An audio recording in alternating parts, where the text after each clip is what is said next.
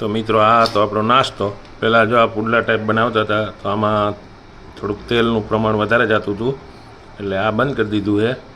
અને પછી જો અત્યારે જમવાનું ચાલુ કરી દીધું છે. જો આ રીતે આપણું દૂધ, આમાં બધું આવે, દહીં આવે, દૂધ આવે, શાક આવે, ચટણીઓ આવે, પછી તમારે જેના ભેગું ખાવું હોય એના ભેગું. મને તો આ દૂધ હારે બહુ મજા આવે છે. આ રીતે બને છે આપણો તાત્કાલિક 10 થી 15 મિનિટમાં તૈયાર થતો નાસ્તો.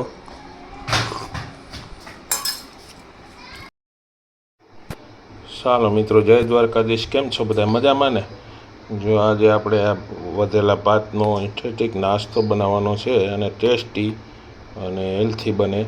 તો આ બાફેલા ભાત છે, એટલા ટમેટું છે, એક મરચું છે, 2 મરચી છે, પછી એટલું લસણ છે, એટલા મકાઈના દાણા બાફેલા છે, અને બીજો આપણે એમાં મસાલો એડ કરવાનો છે. તો વિડીયોમાં બન્યા રહેજો. તો આપણે રેસીપી ચાલુ કરીએ. જો આપણે આ મિક્સરમાં છે ને બધું બ્રાન્ડ કરી લેવાનું છે. જેને આ ભાત નાખી દેવાના છે, એટલે બધું મિક્સરમાં ઓલું એડ કરી અને પછી એમાં આપણે મસાલા નાખીશું. જો આપણે સાદા મસાલામાં જો 1 ચમચી નિમક, અને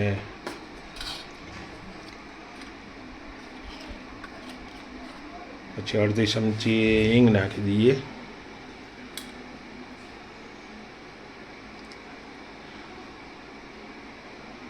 જો 1 ચમચી ગરમ મસાલો, પછી 1 ચમચી ધાણા જીરું પાવડર, અને અડધી ચમચી જેટલું હળદર. આ બધું એડ કરી અને આપણે મિક્સર ઓલું કરી લેવાનું છે, જે ગ્રાઇન્ડિંગ કરીએ એ રીતે ગ્રાઇન્ડિંગ કરી લેવાનું છે. જો આપણે ખીરું તૈયાર થઈ ગયું છે, અને હવે એને પકાવવા માટે જો આપણે આ લોઢી મૂકી દીધી છે, તપી જાય એટલે આપણે જો આપણું બેટર તૈયાર છે અને લોઢી ગરમ થઈ ગઈ છે, એમાં થોડુંક તેલ નાખી અને પછી છે ને જો આ રીતે આમ નાખીએ ને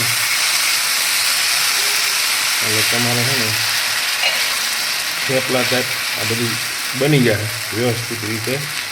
એને થોડીક વાર પાકવા દેવાનું.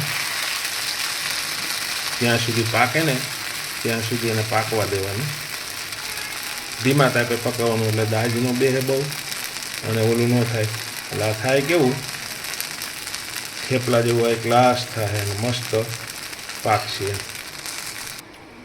જો આપણે આ ઇન્ટરેસ્ટિંગ નાસ્તો કેવો બને તમે પણ જોઈ શકો છો.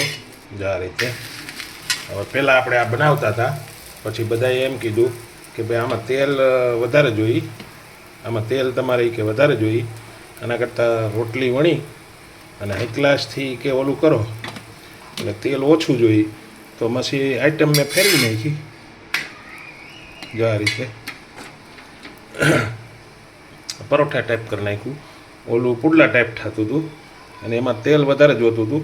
એટલે તેલ છોકરાઓને વધારે ખવડાવવું એ સારું નહીં, એના માટે તેલ ઓછું કરી અને પરોઠા ટાઈપ કરી નાખ્યું છે આપણે. એટલે નાસ્તો મસ્ત અને એકદમ ટેસ્ટી બનશે, કેમ કે આમાં મસાલા બધા નાખેલા છે. આ વિડીયોમાં તમે જોતા હશો. જો આ પાકીને કમ્પ્લીટ થઈ ગયું છે. હવે એને આપણે ઉતારી લઈએ.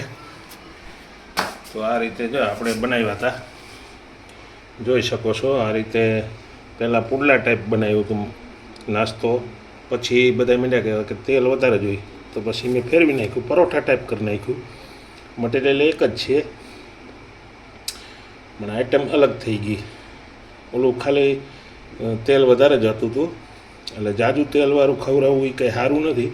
એના માટે પછી તેલ ઓછું કરી અને આ રીતે કરી નાખ્યું. એટલે આ તો આપણો નાસ્તો. જો મિત્રો, આ તો આપણો નાસ્તો. જો આવી રીતના નાસ્તો બનાવી અને ખાવાનો. હવે આ છે ને